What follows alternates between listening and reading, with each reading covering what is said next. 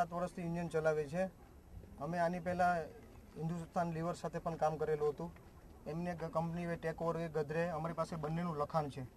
એવું લખાણ છે કે કંપનીએ એવું લખીને આપ્યું છે લીવરે જે ડેપ્યુટી કમિશનરની વચારે કે જે અમે જે પ્રમાણે ચલાવતા, જે પ્રમાણે લેબરને રાખતા અને જે પ્રમાણે એમને ફેસિલિટી આપતા એ પ્રમાણે ગદરે મરીન કંપની પણ આપશે।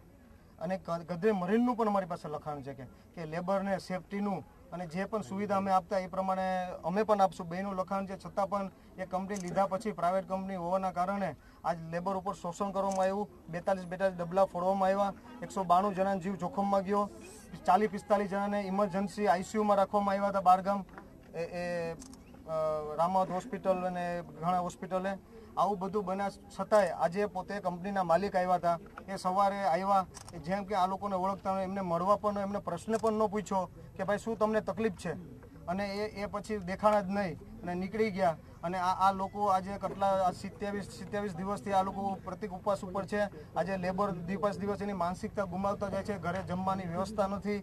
અને આ 4 જણાને સમજાવીને 4 જણા છેલ્લી ઘડી પણ મેં કાગળ લખ્યું કે ભાઈ અમને રોજો આપો અને અમારું જે કામ છે એમને પરત આપો અને જે કંઈ નીતિ નિયમ પ્રમાણે અમને લેખિતમાં આપો।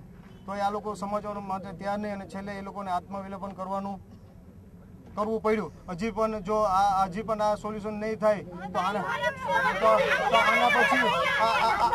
આના પછી મહિલાઓ છે, આનાથી ઉગ્ર કાર્યક્રમ થશે અને ઉગ્ર થયું જ્યાં સુધી અમારામાં જીવ છે ત્યાં સુધી અમે લડતા લેશું।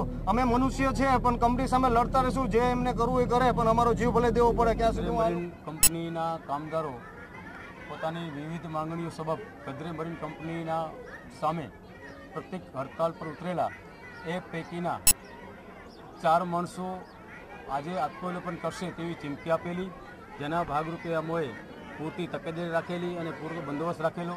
અને આ 4 માણસો અત્યારે આજરોજ મળી આવતા તુરંત જ અટકાયતમાં લઈને કાયદેસરની કાર્યવાહી કરેલ છે।